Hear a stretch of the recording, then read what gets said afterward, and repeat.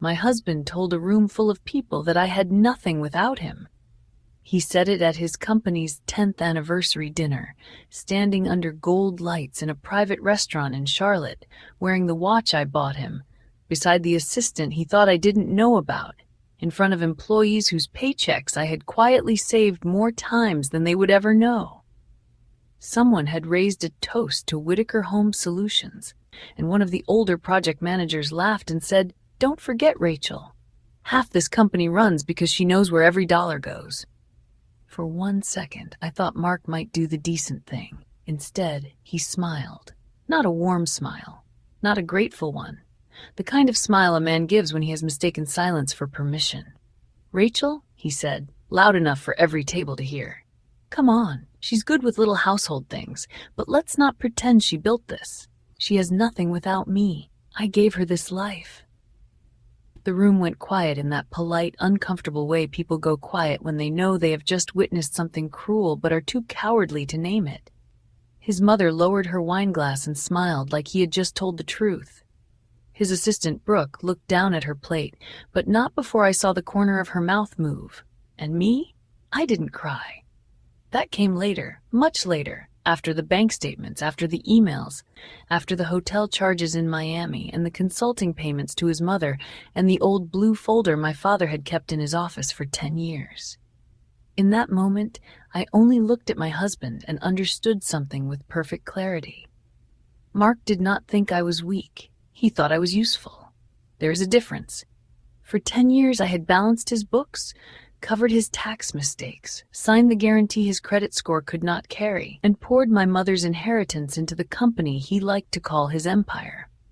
I had let him stand in front of people and pretend he had built everything alone, because I thought protecting his pride was part of loving him. That was my mistake. His mistake was saying that sentence in front of witnesses. Because by Monday morning, the company card he tried to use for a Miami trip with Brooke was declined. By Monday afternoon, his bank manager was asking why his housewife was listed as the primary guarantor. By Tuesday, his mother was screaming in my driveway. And by Friday, my father walked into Evelyn Whitaker's dining room carrying the blue folder Mark had spent a decade pretending didn't exist. My husband said I had nothing without him. Then I closed his account, and we both found out who had been living on credit. The first thing you should know about Mark Whitaker is that he did not start cruel. That would have made things easier. When I met him, he was 31, sunburned from job sites, driving a dented white pickup with a cracked windshield and a cooler full of sandwiches on the passenger floor. He fixed cabinets, patched drywall, replaced rotten decks, and came home smelling like sawdust and rain. Back then, when he talked about the future, his voice softened. One day, he told me on our third date, sitting on the tailgate of that truck outside a barbecue place in Monroe, "I'm going to build something with my name on it." I believed him. More than that, I helped him believe it. We married 2 years later in a small church with borrowed flowers and barbecue in the fellowship hall. My father walked me down the aisle with tears in his eyes and whispered, "Keep your own bank account, sweetheart." I laughed then. I thought it was one of those old man warnings from a widower who had spent too many years watching people disappoint each other. My mother had been gone 4 years by then, and Dad carried her absence the way some men carry a bad knee, quietly, without complaint. But he had worked in banking for almost 40 years, and he trusted documents more than promises. I wish I had listened harder. In the beginning, Mark and I were partners, at least that was what I called it. When he finally filed the paperwork for Whitaker Home Solutions, I made the logo on my laptop. I set up the bookkeeping software. I created the invoices. I chased late payments from homeowners who suddenly stopped answering the phone after the work was done. I reminded Mark to save for taxes, then saved for them myself when he forgot. He would come home exhausted, toss his keys into the ceramic bowl by the door and say, "I don't know what I'd do without you, Rach." Back then, it sounded like love. Later, I understood it was a job description. The night of the anniversary dinner was supposed to be a celebration. 10 years in business. 10 years of emergency calls, unpaid Saturdays, winter leaks, summer remodels, tax extensions, payroll panics, and me sitting at our kitchen table at midnight with a calculator while Mark slept upstairs like the company magically balanced itself. The private room at the Marlowe was all warm lighting and white tablecloths.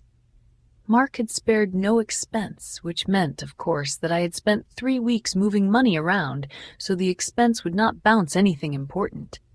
There were gold balloons near the bar, a slideshow of finished projects on the wall, and a large black and gold cake with the company name written across the top. Mark stood near the front of the room like a mayor. People loved him in public. He had that easy contractor charm, the kind that made clients forgive delays and employees believe the next month would be better. He clapped men on the shoulder, kissed older women on the cheek, and made jokes loud enough for every table to enjoy. I stood beside him for most of the evening, smiling when appropriate, correcting the caterer when the wrong wine came out, and quietly texting our office manager because the Friday payroll file had not uploaded correctly. That was my life with Mark. He received applause. I prevented collapse. Brooke Hayes arrived 20 minutes late. She wore a cream satin dress that did not belong at a company dinner and heels too thin for the old brick floor. Mark noticed her before anyone else did. His whole posture changed. Not dramatically. Mark was too practiced for that, but his shoulders lifted, his smile sharpened. His hand left the small of my back. "Brooke made it," he said. I looked at the bracelet on her wrist first.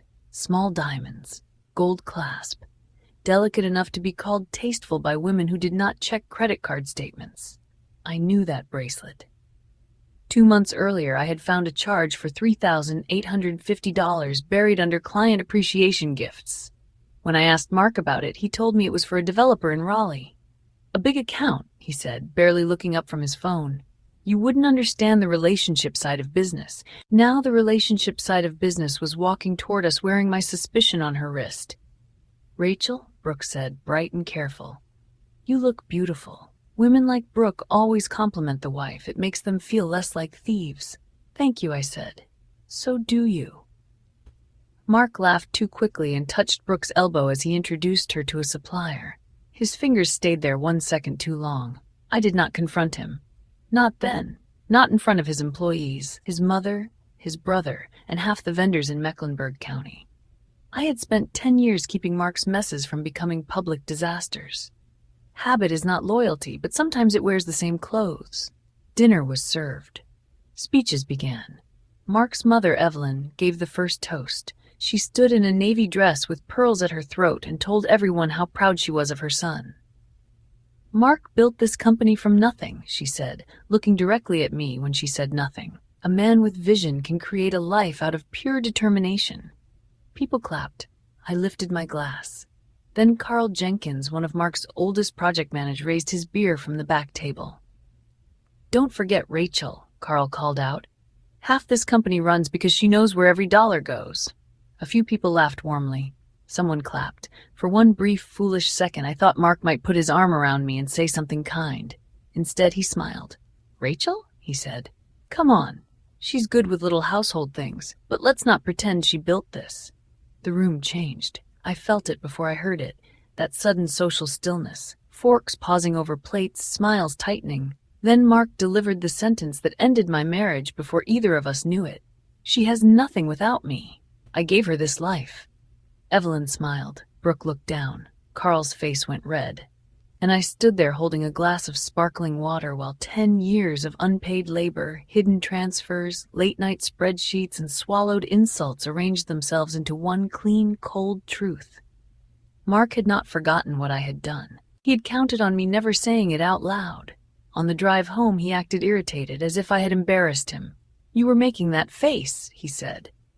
"What face?" "That wounded face, like I said something awful."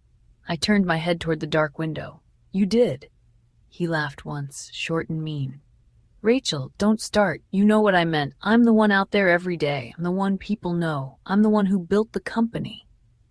I watched the reflection of his hands on the steering wheel. The watch on his wrist caught the passing streetlights. The watch I bought him after the company's first $1 million year. Then he said, softer, more dangerous, "You should be grateful." Most women would kill for your life. That was when something inside me stopped negotiating. Not broke. Breaking is loud. This was quieter, like a lock turning. When we got home, Mark went upstairs without another word. A few minutes later, I heard the shower start. Then his phone buzzed twice on the bathroom counter. I did not check it. I did not need to. Instead, I went downstairs to the small office behind the laundry room, closed the door, and opened the old fireproof safe beneath my desk. Inside were passports, insurance papers, my mother's death certificate, and a blue folder my father had handed me 10 years earlier. "Keep this," he had said, "even if you think you'll never need it." I pulled it out and laid it on the desk. The first page was the original bank guarantee for Whitaker Home Solutions. The second was the record of my mother's inheritance. The third was a signed acknowledgement from Mark stating that the $180,000 used to rescue his company was my separate property. And on the fourth page, under the words primary guarantor, was my name, Rachel Ann Whitaker. I touched the signature with one finger. Then I opened my laptop and logged into the business account Mark liked to call his. For the first time that night, I smiled. Not because I wanted revenge. Because numbers, unlike husbands, do not get to rewrite history. I did not close the account that night. That is important. People think revenge is a door you kick open when anger gets hot enough. It is not. At least not the kind that lasts. Real revenge is quiet. It makes coffee. It downloads statements. It reads the footnotes. I sat in the laundry room office while the house settled around me. Upstairs, the shower stopped. A cabinet opened. Mark coughed once, then the bedroom door shut, and silence moved back into the walls like it belonged there. On my laptop screen, the business banking dashboard glowed blue and white. Whitaker Home Solutions operating account. Mark loved that name. He said it like it was a kingdom, the operating account. His money, his company. But the login did not ask for his pride. It asked for my security code. I opened the transaction history and set the date range for 10 years. The system hesitated, like even the bank needed a moment to gather that much history. Then the file downloaded. A clean little spreadsheet icon appeared at the bottom of my screen. 10 years of marriage, 10 years of business, 10 years of lies, sorted by date. I opened a blank workbook and began. This is the part of me Mark never understood. Numbers calm me down. Other people hear accusation in them. I hear structure. A bank statement does not care who raised his voice at dinner. It does not care who smiled at the mistress or who looked away when a wife was humiliated in public. It only says what happened. So I let it. The first hour showed me things I already knew. Vendor payments, payroll, material invoices, insurance premiums, loan payments, quarterly taxes. I had dragged Mark through like a child refusing medicine. Then I started filtering. Travel, meals, consulting, client gifts. The first charge that made my stomach go still was from the Meridian Hotel in Asheville. 2 nights. King Suite, $1,184. Mark had told me he was in Raleigh that weekend meeting a commercial property owner. I remembered that weekend because I had spent Saturday fixing a payroll error while Evelyn called to tell me I should make more effort with Mark before some younger woman did. I stared at the hotel name for a long time. Then I highlighted the row in yellow. The next one came faster. Dinner for 2 at a steakhouse in Miami, a boutique hotel in Charleston, a spa charge in Savannah, flights to Fort Lauderdale, all categorized as client relations. I created a new tab and named it Brooke. I did not know for certain yet, not in the way a court would need. But wives have a different kind of accounting. We remember the shirt he packed, the city he mentioned too quickly, the night he came home smelling like unfamiliar shampoo and said traffic was terrible. By 2:47 a.m., Brooke Hayes had her own column, not because she mattered, because evidence needs a place to sit. The bonuses were next. At first, they looked normal. Employee incentive, holiday adjustment, performance award. But Brooke's performance awards came every 6 weeks, always in strange amounts. $2,400, $850, $3,100. Enough to help, not enough to shout. Over 14 months, they added up to $27,600. I leaned back in the chair and listened to the dryer click softly behind me. Mark had once refused to replace our dishwasher because he said cash flow was tight. That same month, Brooke received a $3,000 retention bonus. I did not cry. I made another column. Then I found Evelyn. That one surprised me, not because Mark gave his mother money, but because he had hidden it badly. $32,000 across 2 years, labeled family consulting. Evelyn had never consulted on anything except how loudly a wife should praise her husband. I remembered her toast at dinner. A man with vision can create a life out of pure determination. Apparently, determination came with monthly payments. I highlighted every transfer. By 3:30, I had 6 tabs open. Operating expenses, personal misuse, Brooke, Evelyn, my inheritance, bank guarantee. The last one was the key. 10 years earlier, when Mark's credit could not carry a line of credit big enough to keep the company alive, the bank had asked for collateral. Mark had come home pale and furious, pretending anger was not fear. "They don't believe in me," he had said. I was 31 then, still soft in the places marriage had not bruised yet. I sat beside him at the kitchen table and took his hand. "I believe in you." The next morning, I signed. The line of credit was approved because of my income history, my savings, and my mother's inheritance, which my father had protected so carefully that Mark had to sign a separate acknowledgement before the funds could be used. I found that scanned document in the folder. Mark's signature sat at the bottom, sharp and impatient. I acknowledged that the $180,000 capital injection from Rachel Ann Whitaker is her separate property and does not constitute a marital gift. There it was, his own handwriting underneath the truth he had spent 10 years burying. At 4:06 a.m., my phone buzzed. A text from Mark. He was upstairs, in our bed, texting me from 20 feet away. "You coming up, or are you going to punish me all night?" I looked at the message. Then I looked at the spreadsheet. For a moment, the old Rachel rose up automatically. The woman who would go upstairs, smooth the room over, apologize for being quiet, make breakfast in the morning, and let the marriage continue because peace felt easier than truth. But peace had been expensive. It had cost me $180,000, 10 years of unpaid labor, my self-respect, and a public seat beside a man who could look at everything I had done and call it nothing. I typed back one sentence. "I'm working on the household things." He did not reply. At 4:22 a.m. I exported every file. I saved 3 copies, one to my laptop, one to an external drive, one to the cloud account Mark did not know existed. Then I wrote an email to Ellen Brooks, the attorney my father had once insisted I keep in my contacts. Subject line, urgent review, business guarantee and marital assets. I attached the bank guarantee, the inheritance acknowledgement, and the first spreadsheet. In the body I wrote, "I need to know what happens if I remove myself from this account."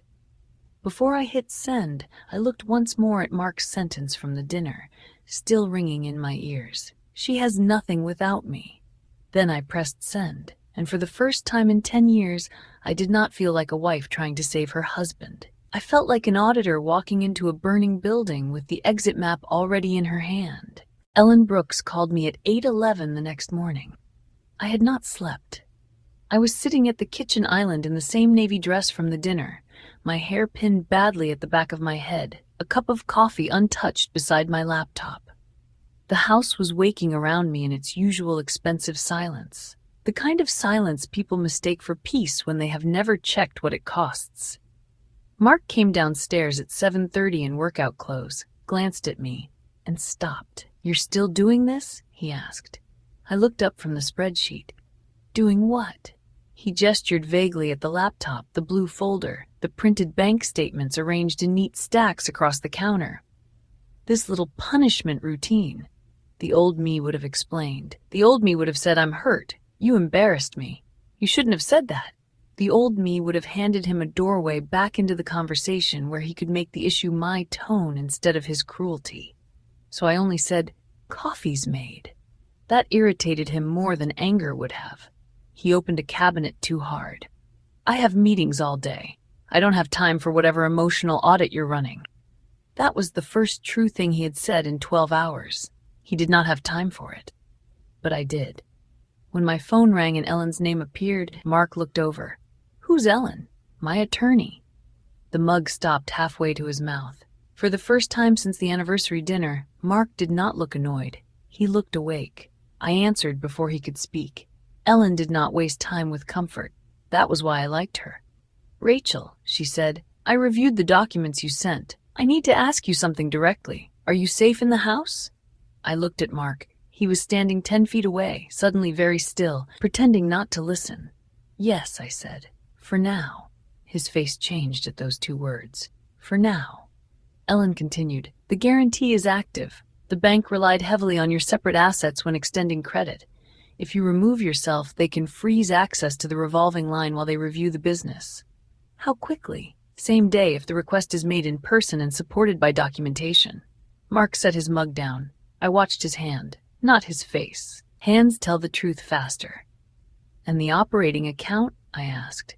The account itself belongs to the LLC, Ellen said, but any credit access tied to your collateral can be suspended. If business funds were used for personal expenses, especially expenses connected to an employee relationship, that creates exposure. Exposure for me? Possibly if you knowingly allowed it to continue after discovery. There it was, the word that moved everything from heartbreak to liability. Knowingly. I closed my eyes once. For 10 years, I had thought silence was protection. It turned out silence could become consent if you left it sitting long enough. Then I don't want to know and do nothing, I said. Across the kitchen, Mark laughed once. It was too loud. Rachel, hang up the phone. Ellen went quiet. I looked at my husband, the man who had told a room full of people I had nothing without him, the man whose company had been breathing through my signature for a decade, the man who now had the nerve to give me instructions while my lawyer listened. No, I said. His jaw tightened. You have no idea what you're doing. I'm starting to. He stepped closer to the island. This is my company. Ellen heard that. Her voice sharpened. Rachel, I recommend you do not discuss this further without counsel present. Schedule the bank meeting, take copies, do not bring originals. Mark's eyes moved to the blue folder. I moved my hand onto it, not dramatically, just enough. He saw it. For a second, I thought he might reach across the counter. He didn't. Mark was many things, but he was not stupid in rooms where witnesses could hear. Fine, he said, backing away with a smile that had no warmth in it. Play lawyer. But when this blows up, don't come crying to me. I won't. He grabbed his keys from the bowl by the door. Then he turned back, as if he could not help himself. You know what your problem is? You got comfortable. You forgot who built the life you're sitting in. I looked at the marble counters, the custom cabinets, the wide windows looking out over the yard, the house Mark showed off to clients as proof of success. Then I looked back at him.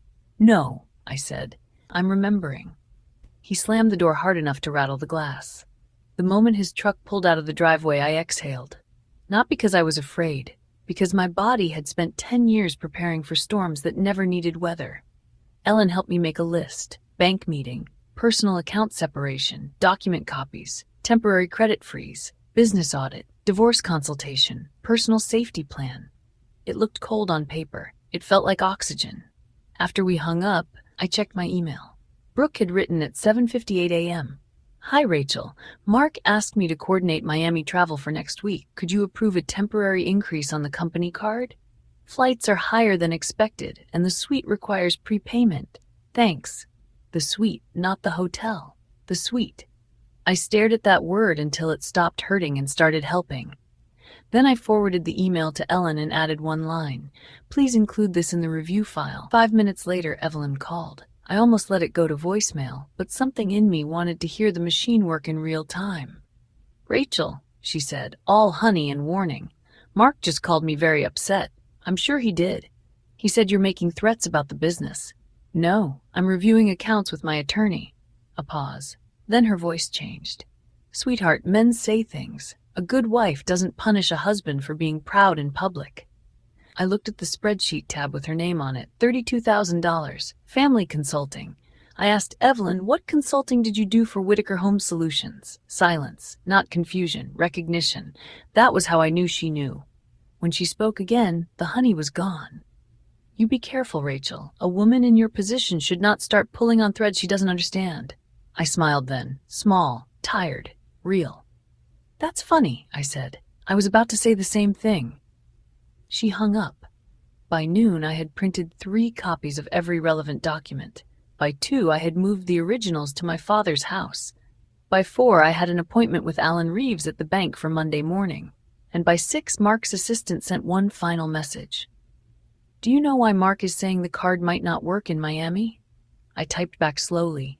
You should ask him who owns the guarantee. The little typing bubbles appeared, disappeared, appeared again, then nothing. For the first time all day, I closed the laptop and let the silence settle.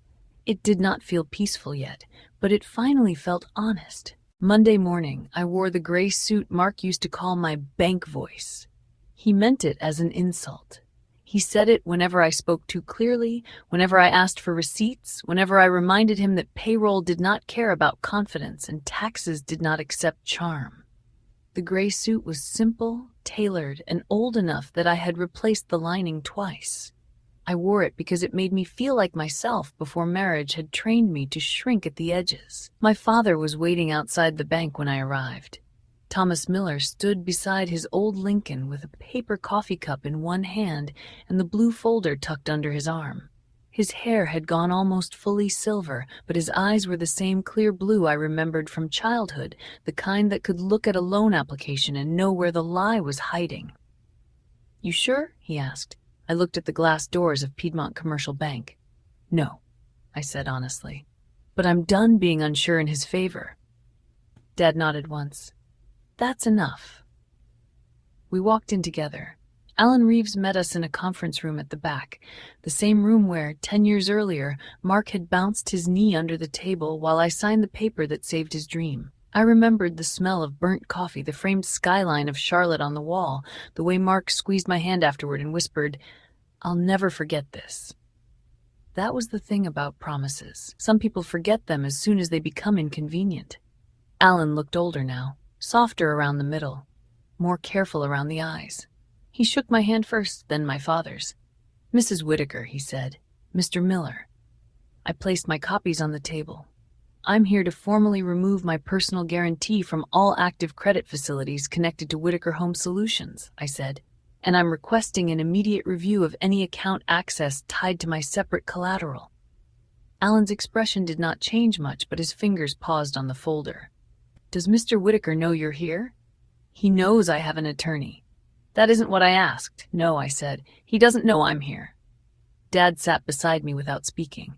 His silence was different from Mark's. Mark's silence punished. My father's steadied. Alan opened the documents one by one. The original guarantee, the inheritance acknowledgement, the capital injection record. The statements showing personal charges, the employee bonuses, the consulting payments to Evelyn, the Miami email from Brooke. He read longer than I expected. Long enough that I could hear the clock on the wall. Long enough for my hands to try shaking under the table and for me to press them flat against my knees until they remembered who they belonged to. Finally, Alan took off his glasses. "Mrs. Whitaker," he said carefully, "do you understand the immediate consequences of this request?" "Yes." "The revolving line will be suspended pending review. Any company card drawing from that credit facility may decline. Vendor payments scheduled against the line may fail unless operating cash covers them. Mr. Whitaker will be notified." "I understand.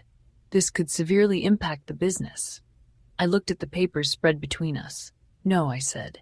"The business was already severely impacted. I'm just refusing to be the thing hiding it." Alan's mouth tightened slightly.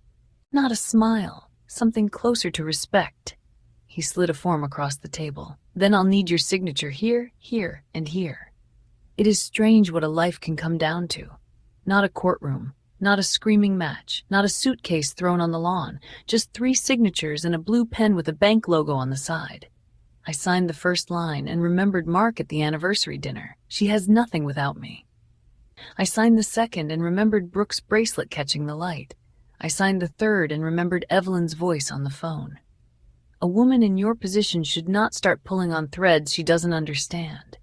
When I put the pen down, Alan gathered the forms. "I'll initiate the freeze immediately." My phone rang 7 minutes later. "Mark." I let it ring. It stopped, rang again, stopped. Then came the first text. "What did you do?" The second came before I could put the phone face down. "Rachel, answer me now." Then the third. "My card just got declined in front of Brooke." Dad looked at the screen, then at me. "Want me to drive you home?" "No," I said. "I want coffee." He smiled at that. We were halfway to the parking lot when Mark called again. This time I answered. His voice exploded through the speaker before I said hello. "Are you out of your mind?" I kept walking. "No." I'm standing at the airport counter with a declined company card. Do you understand how humiliating that is? The word almost made me laugh. Humiliating. Not illegal, not reckless, not cruel. Humiliating. Do you understand what you did at dinner? I asked. This is about that? He snapped. One sentence? You froze my credit line over one sentence? No, Mark. The sentence just made me stop ignoring the rest. There was a sharp sound on his end, like he had turned away from someone. You are going to fix this. No, you don't get to say no to me about my company. I stopped beside my car. That's what Alan said. It's your LLC. It was my collateral. Silence. For the first time, real silence. Then lower. Who told you that? The documents. Rachel. No, you don't get to Rachel me now. Dad stood a few steps away, giving me privacy without leaving me alone. Mark's breathing changed. The rage was still there, but underneath it I heard something better. Fear. You're trying to destroy me, he said. I looked at the bank building reflected in my car window. For 10 years I had thought my reflection looked tired. That morning it looked clear. I'm not destroying you, I said. I'm removing myself from the wreckage. Then I hung up. By the time I got home, Mark's truck was already in the driveway, parked crooked across both spaces like anger had driven it there. He was waiting in the kitchen. Brooke was calling his phone. Evelyn was calling mine. The company office number flashed twice on the landline we never used. Mark stood at the island, red-faced, holding a printed email from the bank. You closed my account, he said. No, I said, setting my purse down. I closed mine. He laughed, but it came out thin. You really think you can survive without me? I looked at the house, the counters, the stairs, the life he thought he had given me. Then I looked at the man who had mistaken access for ownership. I already have, I said. You just weren't paying attention. By Tuesday morning, Mark had changed strategies. Monday had been rage. Tuesday was performance. He stopped shouting long enough to remember he was good in front of people, so he did what men like Mark do when private control fails. He built a public room and invited witnesses. The text came from Evelyn at 9:14 a.m. Family dinner tonight, 7 o'clock. This has gone far enough. We need to discuss what Rachel has done before more people get hurt. What Rachel had done. Not what Mark had spent. Not what he had hidden. Not what he had said in front of an entire room. What Rachel had done. I read the message while standing in my father's kitchen, where the originals of every important document were stacked beside a bowl of oranges. Dad sat at the table with his reading glasses low on his nose, reviewing the old blue folder for the third time. You don't have to go, he said. I know. She's setting a table for your apology. I know that too. He looked up then. And I folded Evelyn's text into the silence between us. And I'm going to bring paperwork.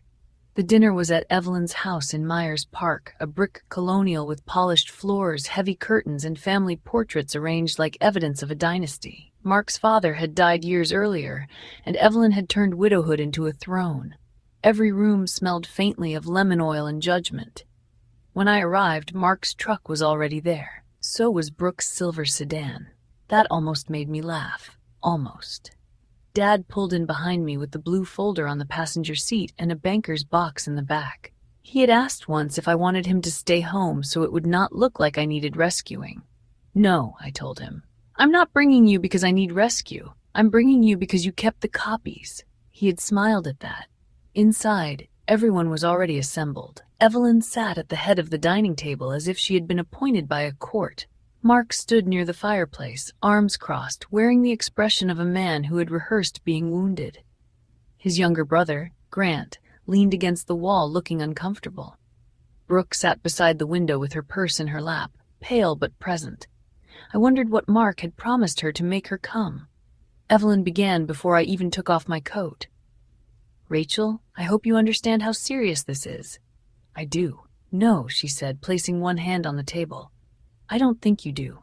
My son has employees. Families depend on him. You cannot have a tantrum and endanger an entire company because your feelings were hurt.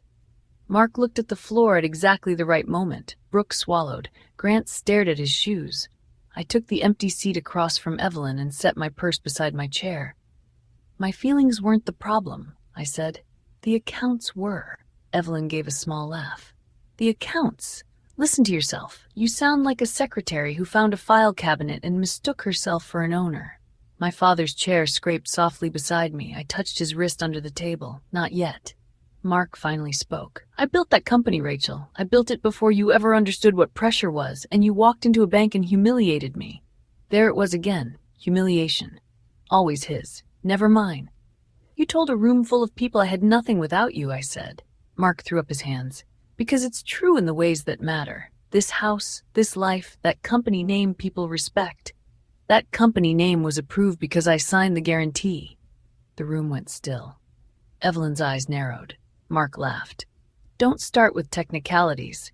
I opened my purse and removed the first packet. Not the whole folder. Not yet. Just one stapled copy, clean and simple. I slid it to the center of the table.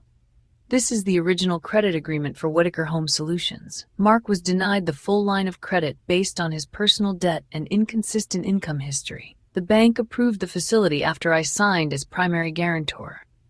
Grant reached for the packet before Evelyn could stop him. Mark snapped, "Put that down." Grant did not. He read the first page, then the second. His expression shifted in small, careful stages. "Mark," he said quietly, "her name is all over this." Brooke looked at Mark. He looked away. I placed the second packet on the table. "This is the $180,000 capital injection from my mother's inheritance. It kept the company solvent in year 3. Evelyn stiffened. "That was marital money." "No," my father said. His voice was not loud, but it landed with the weight of 40 years in banking. He opened the blue folder and removed one page.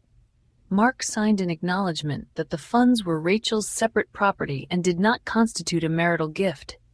He slid the page forward. Mark's signature sat at the bottom like a man caught standing beside his own lie. Brooke whispered, "You told me your investors saved the company." I looked at her then. "Brooke, he told everyone a different version. That's how this worked." Mark's face flushed dark red. "Enough." "No," I said. "We haven't gotten to Miami." Brooke's head lifted. I set down the spreadsheet. Travel, hotels, jewelry, bonuses, consulting payments. The room seemed to shrink around the paper. Over the last 14 months, company funds paid for hotel rooms, flights, jewelry, and bonuses connected to Brooke. Over 2 years, $32,000 went to Evelyn under family consulting. Grant looked at his mother. "Mom?" Evelyn's mouth opened, but nothing came out. That was the first honest thing she had done all night. Brooke stood so quickly her chair hit the wall. "You told me you were separated." Mark turned on her. "Sit down." She flinched, and in that one small movement I saw the future he had planned for her too. Different woman, same script. "No," Brooke said, voice shaking. "You told me Rachel knew."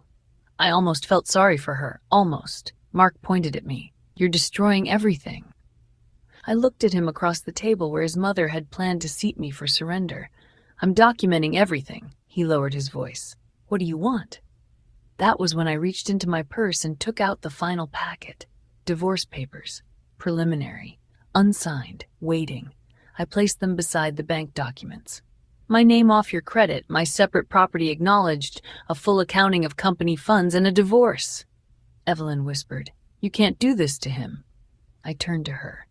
"For 10 years you called me lucky to be carried by your son while cashing checks from the company I kept alive. Don't confuse silence with ignorance, Evelyn. I knew less than I should have, but I know enough now." Mark stared at the papers like they were alive. "You'll regret this," he said. I stood, slowly, because I wanted every person in that room to understand I was not running. "No, Mark," I said. "I already regret what came before this." Dad closed the blue folder. The sound was soft, final. Then I picked up my coat and walked out of Evelyn's dining room without raising my voice once. He had invited an audience for my apology, so I gave him an audit. The first thing Mark did after I left Evelyn's house was not call me. He called the bank. That told me everything I needed to know. Not his wife, not his attorney, not even his mistress, who had walked out 5 minutes after I did, crying in the kind of sharp, embarrassed way people cry when they realize they were never special, only next. He called Alan Reeves and demanded that the freeze be reversed. Alan, to his credit, did not yell. Bankers rarely do. They save that for people whose checks already bounced. According to the email Ellen received the next morning, Mark argued that I was emotional, unstable, vindictive, and unqualified to make decisions involving a company of that size. Alan's written response was short. "Mrs. Whitaker is the primary guarantor. Her request was valid. The review will proceed. I printed that sentence and put it in the blue folder. Not because I needed it, because after 10 years of hearing Mark explain my own life back to me, I liked seeing someone else write the truth in complete sentences. By Thursday, the office knew something was wrong. 2 vendors called asking whether they should hold deliveries. Payroll went through only because there was enough actual operating cash for that week, not because Mark had planned ahead. The company card stayed frozen.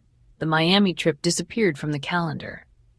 Brooke's name disappeared from the staff directory by Friday afternoon. She sent me one email before she left.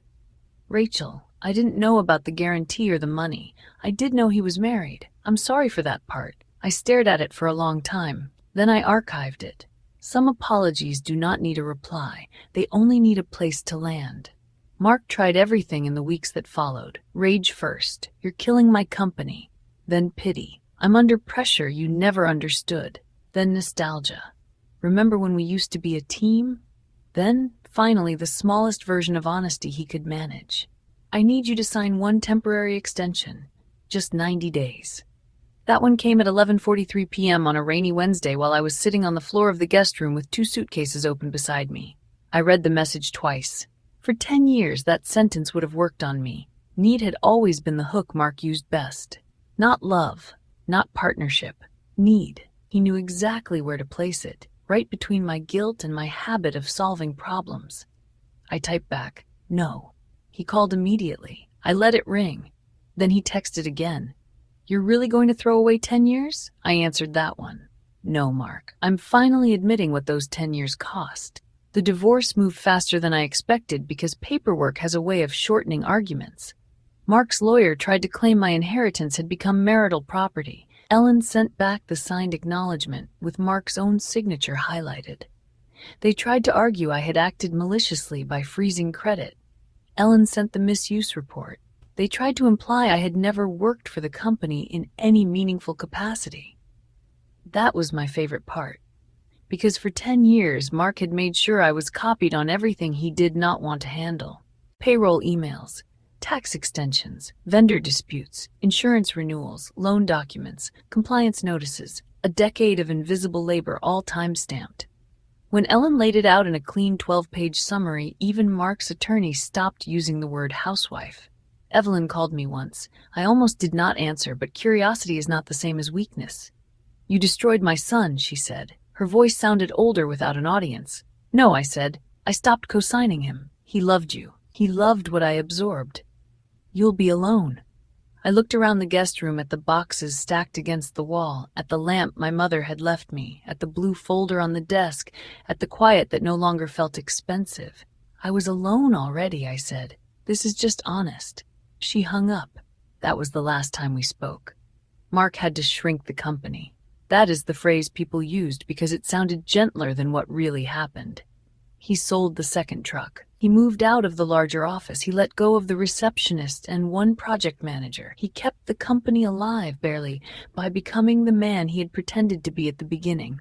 One contractor, one truck, one schedule he actually had to manage. Without my credit, his empire became a business. Without my silence, his story became smaller. I moved into the lake cottage my mother had left me before I ever met Mark. For years, we had rented it out because Mark said it was impractical and too far from the city.